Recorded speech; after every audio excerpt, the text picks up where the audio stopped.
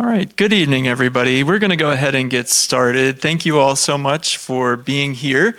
This is our second installment of the Honors Engaged series, and we have the same group that's coming back to give another presentation. Before we begin, I just want to say or give a welcome to Dr. and Mrs. Kane, who've decided to join us this evening. I know this project is near and dear to both of their hearts. They've been very actively involved over the years, so thank you both for being here to share this experience with us tonight. So, yeah, and Dr. Compere's back just in time. All right.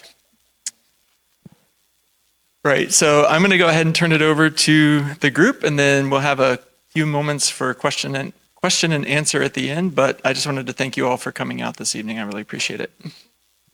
Hello, everyone. My name is Megan. I'm the president of the Pure Water Project. So just a little basic stuff for anybody that doesn't know. We design, build, and install our own solar-powered water purifiers in regions of, we used to go to Haiti and now we go to the DR that don't have access to clean water. So joining me are members of our travel team from this year, our officer team. So like I said, I'm Megan. This is Zoey, Justin, Victor, Diego, Sebastian, Ryan, Avery, and Dr. Compere, our advisor. So the agenda, we'll go over the history, the system, talk about why we use RO, why we installed in Croasdell, and about the installation in Croasdell. We'll go over how we trained the community with the purifier. We'll talk about how we were able to empower the community, and then we'll also go over some of our own outcomes from the program. So for a little history in Haiti and the DR of our project, there was a devastating earthquake in October of 2010, which led to a cholera outbreak. And as a senior design project, some students from Embry-Riddle decided that they were going to try and find a way to help. So they built a water purification system about the size of a storage tote that they then took to Haiti and were only able to give to people that were working, helping the community. They weren't actually able to give it to Haitians. So what they decided was to go back the next year, further help Haitians and people that are still working in Haiti. And then since it was so successful for those 2 years, they continued year after year after year until 2018 was the last installation in Haiti. And then in 2019, there was a fallout with the Haitian government and the school was not allowed to go back. And then, as everybody knows, in 2020, COVID broke out and we definitely were not allowed to travel. So in 2023, we got back into it. We still couldn't go to Haiti, so we went to the DR instead. And now, this past year in 2024, we also installed in the DR. So these are all of the locations that have Embry-Riddle purifiers in Haiti and then in the DR. So to tell us how we pick our partners, Dr. Compere. Thank you. Let's go to the next slide. I'm going to cover the partner selection. Partner selection is perhaps the most important choice in the success of this project. We made a number of mistakes early on, and we'd come back and say, let's make sure we don't do that again. So every one of these partner selection criteria are a result of oops, in previous years. So the first is have a compatible vision and mission. So picking a group that agrees with education, interested in starting a small business, and values community health. That sounds simple, but it's not always the case. Have entrepreneurial locals. So wanting to start a small business. When we first started out, we were focused on the engineering. Then we got pretty good at the engineering, and we're like, hey, how can we do better?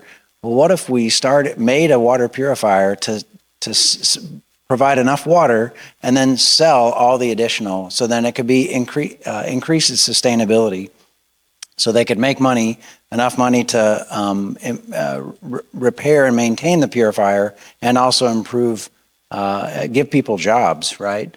So open communication. We found that if someone can't text you a photo while you're planning, that's not going to happen during or after. And we realized, we need to make sure that they have good internet connectivity, that they're savvy enough There's good enough cellular pretty much anywhere. So you can tell early on if someone is capable of conveying and messaging well. Okay. We show up once a year for 7 days, and we provide a technology drop-in, and it's important that be integrated into the community. So, and then after that, we leave, and we need someone else to maintain it. So ongoing U.S. involvement or some other involvement. Some of the communities we went to were so poor that they were not able to maintain the system. So having a, and we can't, you know, if they can't maintain it, then we can't either. We can't support it. So we needed to find someone who could take this and make use of it and then maintain it. Okay. You can't put thousands of dollars worth of pumps and solar power systems and a purifier out in a public area. It has to have security. So you know, overnight, if you put a well pump in a public area, it'll just disappear overnight, right? So and then someone who understands the local culture. If you know, having an American group come in to a location that it's important for integration of this technology, that someone can understand the technology and help the people figure out how to work it and how to gain value out of it, rather than just dropping in something, having it break after we leave, and then it being a waste, right? So, okay. And so, oh yeah, there you go. So right partner is critical. Micro business, okay, before and after. We want updates once they're done. So maintenance, okay, and we've got a really good maintenance guy now. He goes there in Dominican Republic and he tells us about it after it's happened. We didn't ask him to do that. So this is a really good, the transition to Dominican Republic has been really favorable. So yeah, sustainability. So I think that's a pretty good, that sets us up well. And what it does is allows us to say no to certain groups. There's, you know, that want something for free. So there's no shortage of people that want something for free. And we just need to make sure that we have guardrails to make sure we have success in where we invest, right? Okay. Here is our, this was our partner. This was the photos at the end of last year's installation that we're showing you now, right? That we're showing you now, okay? So, Aprodeca, and they have a foundation in New York, so we had money transfer within the United States because crossing country boundaries with banks can be confusing, okay? Raphael was our primary customer right there, if you notice, and so Raphael is a gray hair with the striped shirt, and then Juan is our maintenance guy. He goes around and to our 2 locations now, and he keeps them working, right? He keeps, and they give him good food, you know, and I think they take care of him. All right, so a little bit about our motivation. So our greatest motivation is the ability to be able to make an impact with the work and the research that we do.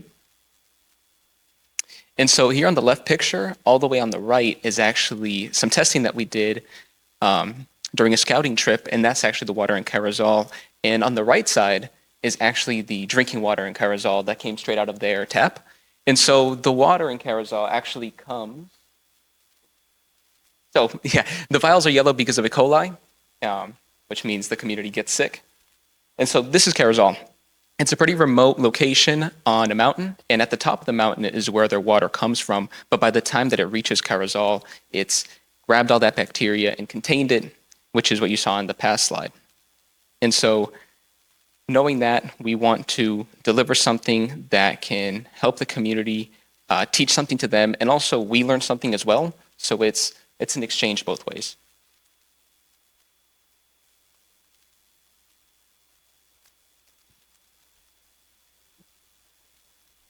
What's up, everybody? So you're not going to see me in the trip pictures because I did not go last year for a variety of reasons, but I'll talk to you about the system design because I am qualified to do it as the mechanical lead for this project. So the most important part of any engineering is design requirements. You can't get started on something if you don't even know the requirements and what it has to meet. So we have several, and what you'll notice going through these is that a lot of them are very similar to how we plan our trip and our partner selection, because those they go hand in hand. You can't help people if you don't have a design that fits the needs that they have. So the main goal is to provide clean, purified water and train these communities, because you have to have all three of those. You know, without clean water, what's the point of having a system? And what's the point of having a system if people are not going to be able to operate it successfully? So as for our engineering requirements, we have several. I'm not going to go through all of these. I'm just going to run through them real quick. But basically, we need to be able to store and distribute clean water. If we have all this clean water coming out of the system, but it has nowhere to go, then we're in trouble. So usually we have a water distribution system set up. We plumb it ourselves and we fill up I can't remember exactly, it's like 5-gallon jugs of water that they'll then sell from there. And we only want to use sustainable power. Like you guys saw from the pictures of Croasdell, it's a very remote area, right? So we have to provide our own power, and we want to be as sustainable as possible. We don't want them to have to rely on gasoline or diesel. We want them to use the power of the sun, which they have plenty of out there. We want to have a business that supports them. We talked about some of these areas being very poor, and we want to help as many people as possible. We want to make sure that they don't, if they have to be able to completely 100% financially support that already, that's going to limit where we can go, and that's not the point of this. So what we do is we want to go in and we want to set up a micro business for them to support our purifier, because filters are expensive and maintenance costs money. And as much as we wish that we didn't have to maintain the system, there's plenty of moving parts, like you guys will see later on in the presentation. So of course, stuff's going to break down. We want them to be able to fix it themselves. We want to be able to come in, drop off our purifier, and just a self-sustaining entity, because we don't have the financial means or the time commitment to keep going back to this place. So we want them to completely take care of it by themselves. And that's what we set up the micro business for.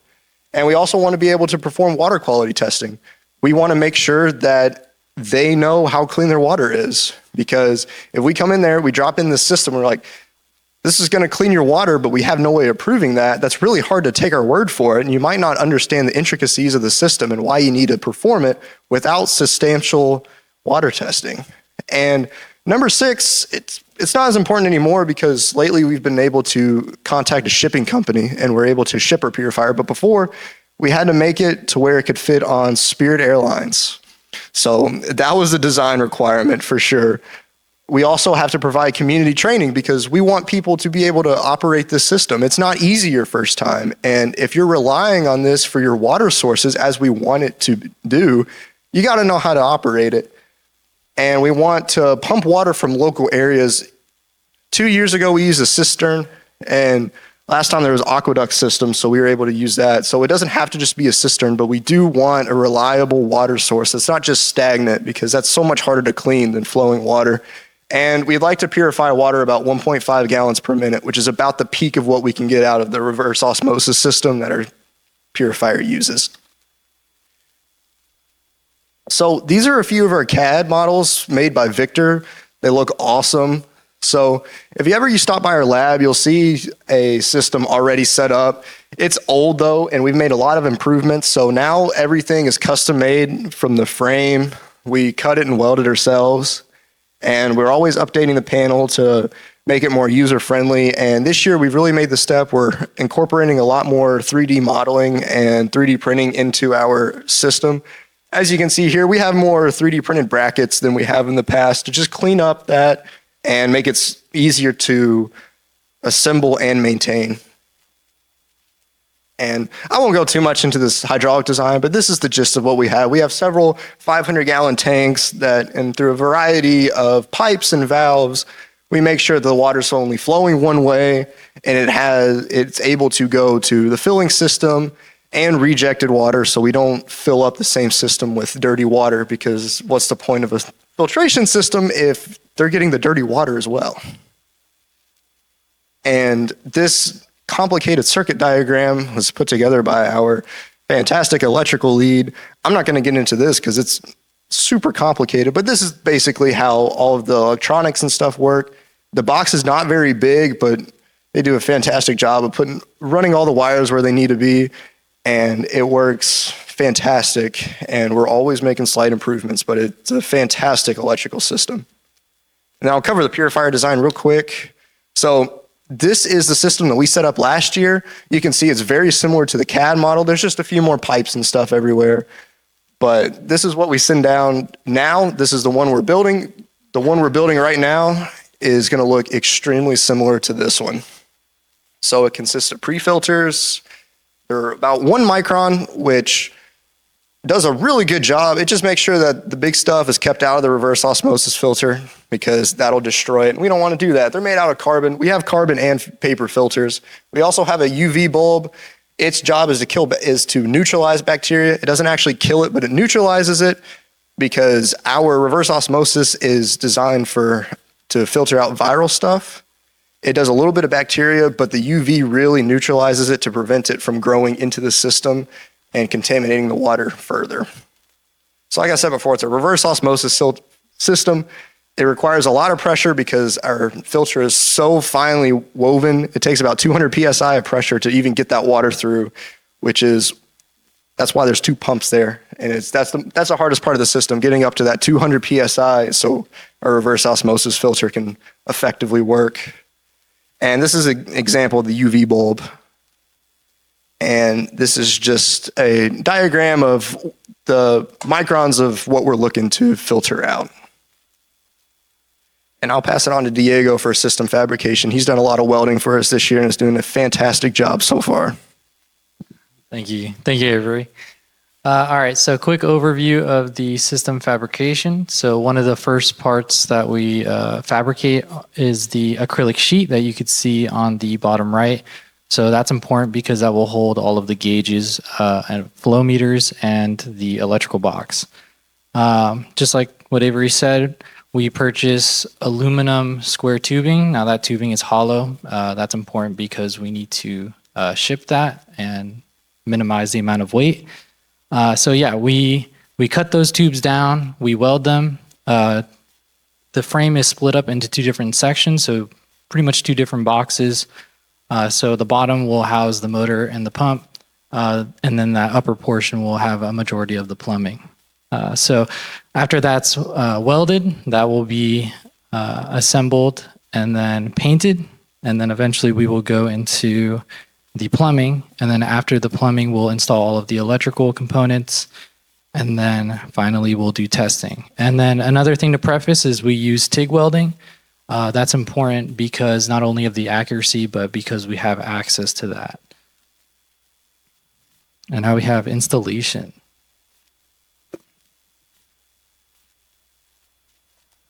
Okay, hello everyone. I would just like to thank Avery for the glowing electrical review as the team's electrical lead, so that was nice.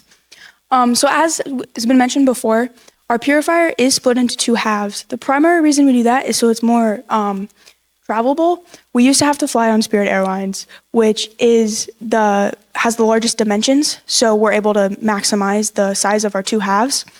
But now that we're a little bit more on top of things, we can usually get the purifier finished, so that includes all fabrication, all testing, all of that finished, in time to ship it. So that involves about a 2-week shipping time where we package everything up. So we build some custom crates and we put all of our parts in it. So we have to make sure we have the 2 purifier halves, and then we also send a bunch of extra filters. So that way the local community that the purifier is installed in has a few extra filters to get them through so they don't have to buy as many. So we put those all into little crates, and then we load them on a truck. Then we say goodbye to it and hopes it makes it to the DR in 2 weeks. And then when we got there this past May, it was just in the room. It was so convenient because we didn't have to lug it around the airport. So that's part of the pre-installation process. And then we have about 8 to 14, 16 members on our travel team. It usually just depends on how many people we have eligible who can go. So we all travel right after graduation in the spring semester, and we're there for about a week before we have to leave to get back for our summer A classes. So it's a really quick turnaround, so we have to make sure that we get everything done. We try to say we want the installation finished in about 4 days. So we have 2 travel days, and then we have those 4 days to install it. And then that gives us 1 day where we kind of just designate it as like a fun day.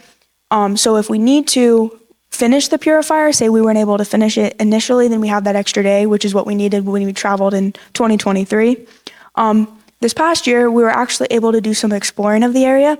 So we were able to walk up to see the aqueduct and see where it started. So that was really cool.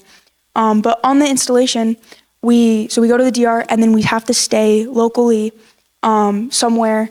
And this past trip, we stayed at Raphael, who, as Dr. Compere mentioned, was our main contact for the installation. We stayed at one of his cousin's house. So that was really cool. She was a very friendly person, made us lots of good food. And then every morning we got up and we hiked a mile uphill in the bright sun. So that was a great way to start the day. But once we got to this room, we don't really have a picture of like the outside, so it's kind of hard to tell. But it was this giant open area room. It used to be a club that got closed. So then we made it into a purifier room. But there was this back area that was the stage.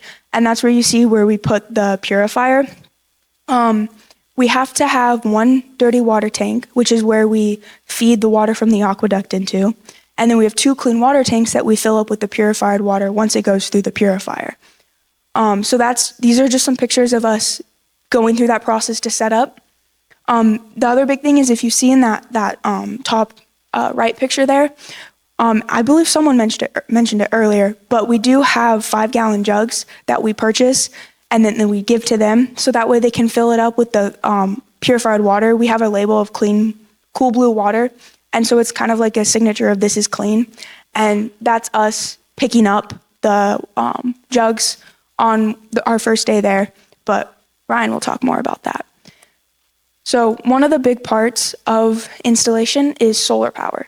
So as Avery mentioned, we want to make sure that it's completely sustainable. And since they get a lot of solar activity, that's one of the best ways to ensure that the purifier can run. So we go through a local company down there. This past year was our 2nd year working for them. They're absolutely amazing. So they're N-A-Star. We are able to submit a purchase order with however many panels we need to match our system. And then they'll supply everything. And then they usually send 3 or 4 people to come and completely install it for us. So it just takes off an extra thing that we have to do. In the past, when we were in Haiti, the team had to do the entire solar installation themselves, which is perfectly doable. We're more than capable, I like to think, but it requires extra people because it usually, like this time, we're working on solar all 4 days. So sometimes it can be a pretty hefty job because you have to, on that picture on the right, you see them, they're on the roof. So you have to install the solar panels on the roof. There's like rails, so you have to do a lot of drilling and then attaching. So it can take a while and you have to get the panels up there and then you have to do the whole room. So that's on the roof. I don't know. Yeah, so this is in the room. So you have to install like the converter and the battery and all those components. So it takes a long time. So going through N-A-Star is really, really nice because they do it for us. So we don't have to have as many people who are dedicated to another component of the system. But using solar power is really nice because it allows for use of the purifier pretty much all day. When we were there, they do have access to a grid, so we were able to plug into the wall for some things, but we had a power outage at least twice a day. So we either overloaded the system so it shut off, or they just couldn't do it because they're in a country in a third world, they're in the middle of the mountains in a third world country. So power was not reliable. So that's why we have solar, is so that way they don't have to rely on the grid. And then it's also sustainable and can be help the longevity of the purifier. So using that is really, really nice. I feel like everyone kind of knows how solar power works, but we're able to collect it and then we combine, control, and contain it, and then we have to convert it. I will note we had an issue this past year on our solar power. One of our motors had a jump when it was turned on, and we didn't have enough solar power to overcome that, so we weren't able to fully use solar, which is why this year we're doing a soft starter to hopefully negate that so we don't need to have as much power. But this is really critical to the functionality and sustainability of the purifier.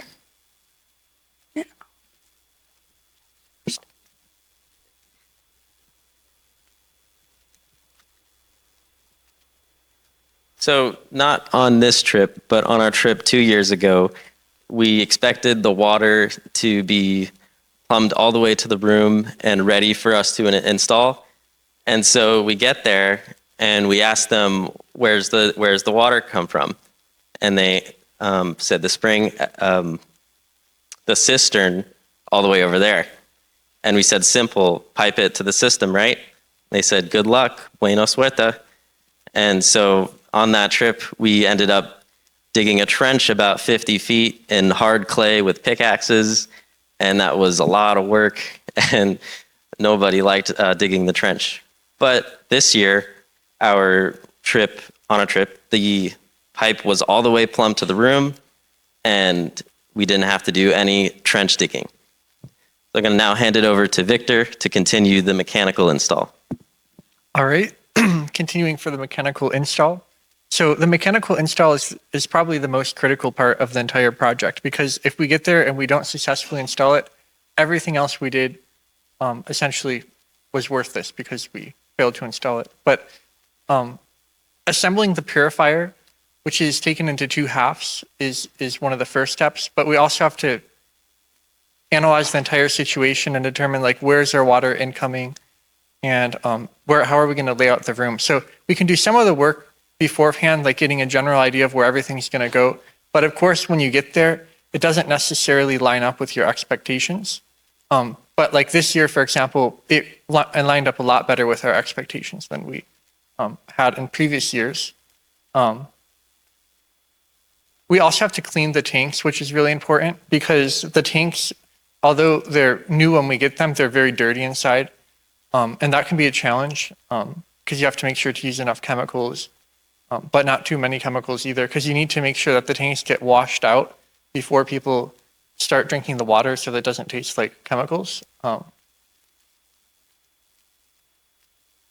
then plumbing the room is mostly straightforward, but sometimes there's certain, oversights. Like, for example, there's a helix filter right there, and we needed to make a custom mounting bracket for it because we didn't have a mounting bracket. Or, yes, right there. Or, for example, there was like an O-ring that got lost as well that went in the helix filter. So we were trying to make a custom fix, but luckily they had other helix filters there. And then Dr. Compere rode on a motorcycle to the top of the mountain to go get it. But so we fixed that problem. And then this is just the overall purifier room. So you can see there on the right, that's the tank that all the water goes into before it goes to the purifier. So we have float switches in each one of these tanks. So that way the purifier knows like how much water are in the purified water tanks and the unpurified water tank. So that way you don't accidentally like try and run the purifier without water going into it or something like that. So that's why we have those tanks. And then also you can see we have a fill rail at the end. So that way you can fill up multiple water containers at the same time. But yeah, that's the purifier room. Oh yeah, there's electronics there too. And it's also important to make sure that if water does get on the floor, it's in a location where you can remove the water and it doesn't damage anything as well. All right, water quality testing. So it's important that we test the water quality before we leave to ensure that the system is purifying the water correctly. To do this, we take a sample of our water from both the well and from our purified water, and we drop a tablet into the sample and wait 24 hours. If the water comes out yellow and foamy, like you can see on the right, that indicates a presence of E. coli. If the water has a red tint to it and it is not foamy, that indicates that the water is clean. And so by doing these tests, we can ensure that our purifier is creating clean water and the people can trust the water. So it is one thing to install this new technology in the DR, but we have to train people there in order to keep the system running, or else it will become obsolete and people won't know how to fix it. And so we we take volunteers in the community and train them how to maintain it, how to fix common problems. Something that really helps them after we leave is we create a manual for them, which is about 60 pages long and overviews everything on the common issues they can see and how to change filters, just anything that they might need help with when we're not there. And so by training these volunteers, it allows the purifier to keep running after we leave, and the technology won't go to waste. I'd now like to hand it off to Ryan to discuss WASH training. Hi guys, so WASH training stands for Water, Sanitation, and Hygiene training. It's where we really bring a face to the filter and to the community, because we're like knees deep in the filter for the first 4 days, and then we go and talk to them, whether it's explaining the system or teaching kids, like in this school picture, about the water cycle and safe hygiene practices. So like I just said, we do classroom training. So this was a mix of kids of ages, ranging from like middle school to high school, and then there were younger kids nearby as well. But we did interactive activities. We got to teach them about the water cycle, which we do have a language barrier, so, or at least I do. So we had Raphael there and Juan to help translate what we were talking about to them so that everything was more communicative and accessible. We also do a lot of fun activities, because since we do have that barrier, it's a lot more easy to have fun with it and make sure that they understand things when they get to do it. So one of the things we like to do is use Glow Germ, which is like a lotion that goes on transparent into your skin, and then you can pass a ball or something around, and then it goes to your friends or give somebody a high five, and then under a UV light it shows up, and that's how we simulate what germ transference looks like on a day-to-day basis. And another thing we like to do is demonstrate good hygiene practices. So this can include anything from brushing your teeth properly to learning how to wash your hands for the allotted amount of time to get rid of germs. And a lot of that, like I said, is going to be visual. We do it right in front of them, and it seems a little bit silly at first, but it really does get the point across. And the last thing that we do to kind of wrap it up is that we donate some of those materials that we use, and we also give them fun things like balls and jump ropes and chalk to play with.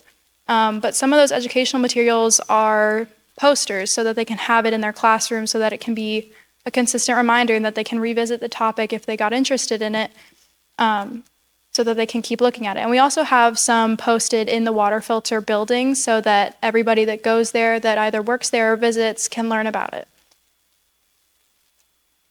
These are some of the activities that we do. So that's me explaining the water cycle.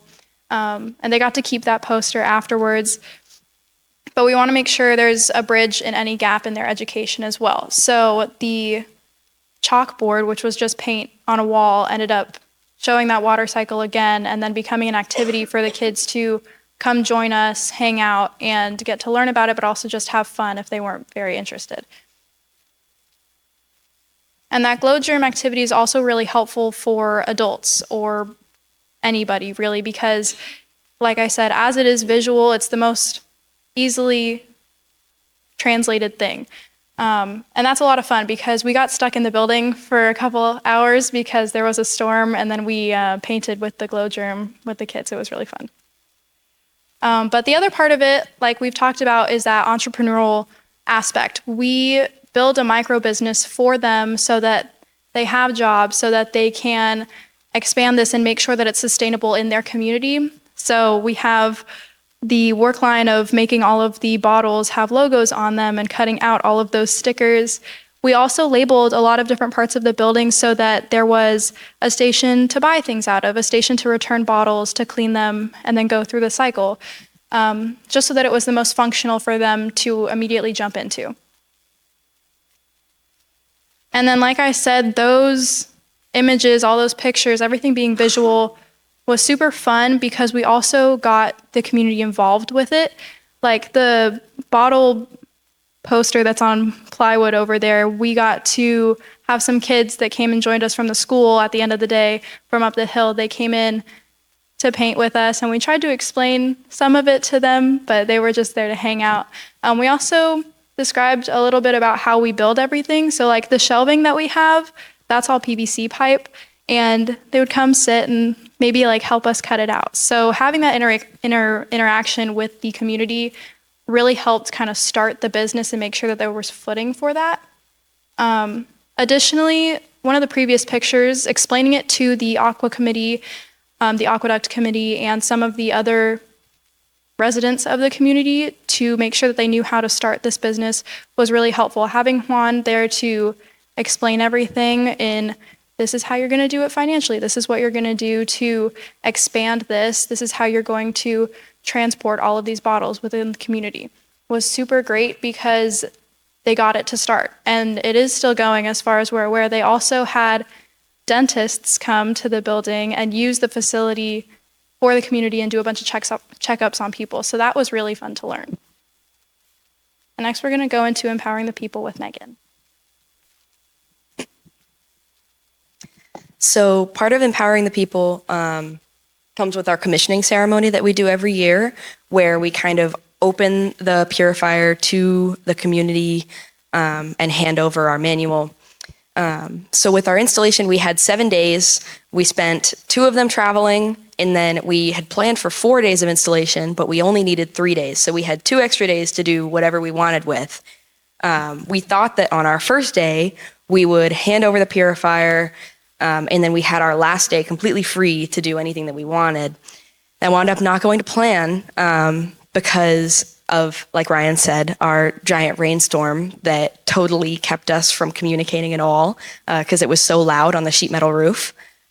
So we had kind of a smaller, like one-on-one meeting with the community, and then the next day we did our full ceremony. So this was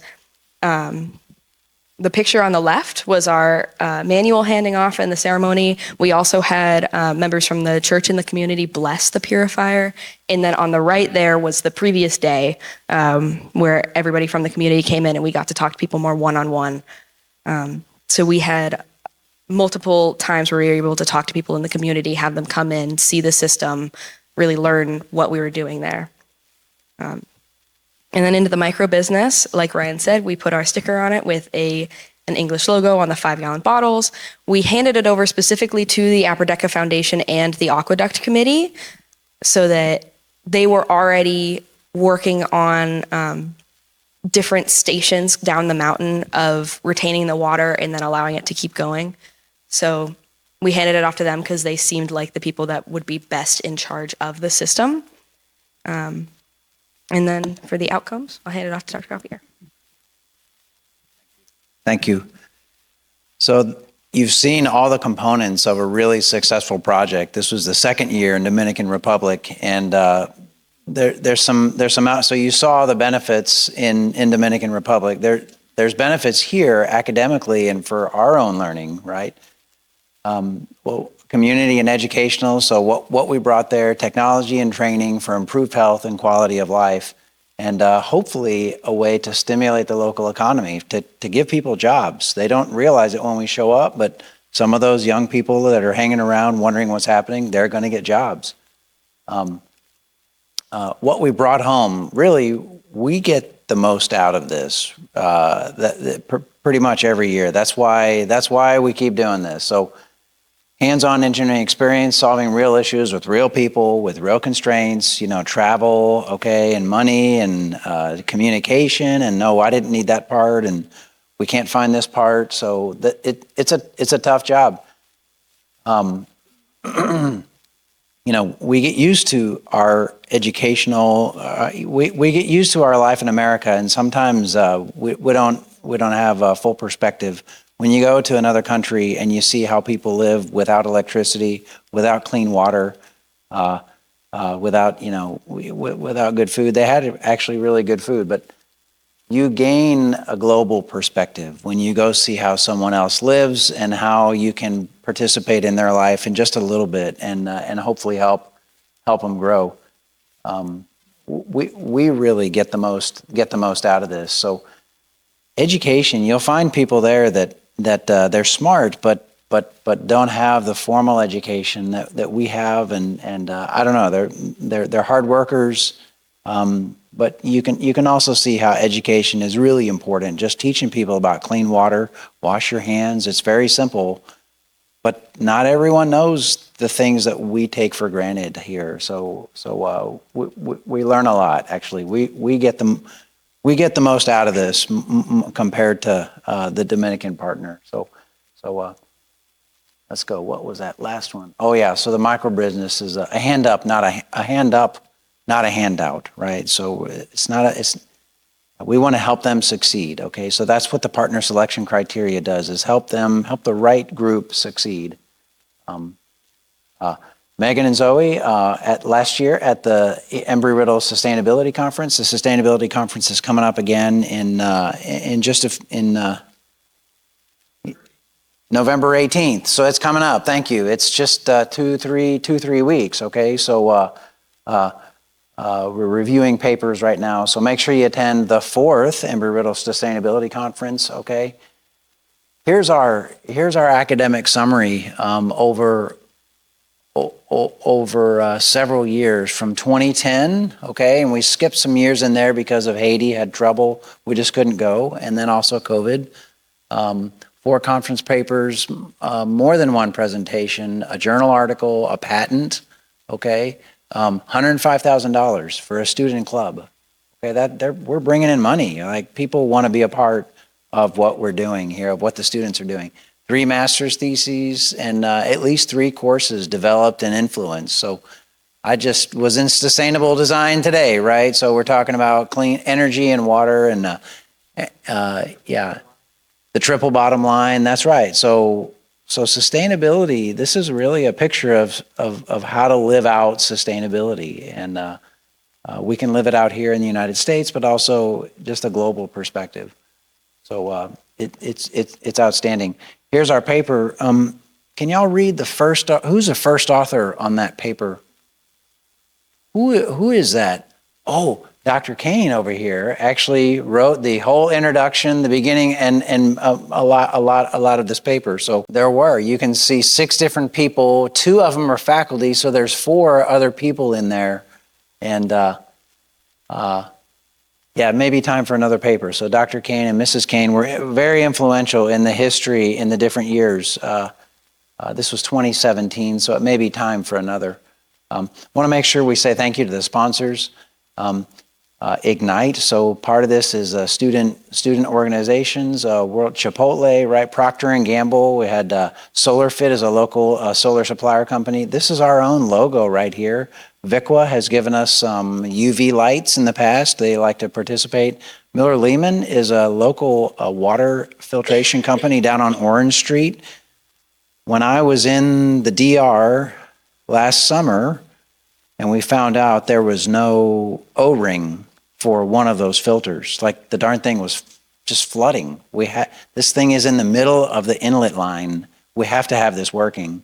I called Miller Lehman and they shipped a O-ring. They shipped the exact part we needed the same day. So Miller Lehman's is very, very helpful. Okay, so Valley Forge Tape and Label made our logos. So, but also Embry-Riddle Office of the President and the Provost. They've been exceedingly generous over the years. We've had a few presidents there, but yeah. So the President's office is very supportive, and yeah. So we just want to make sure everyone is recognized for their participation. It's a group effort. It's a group effort. So yeah, there we go. And then 2019, look at this. 2024, we got Procter & Gamble grant. How much was that? $13,000, okay, just last year. And we need to make sure we send that in again, so that's thousands of dollars. And then Ford, we got 1 year at $25,000. Okay, and then yeah, here's if you want to be in the Discord, I'll leave that up there. You can check that out.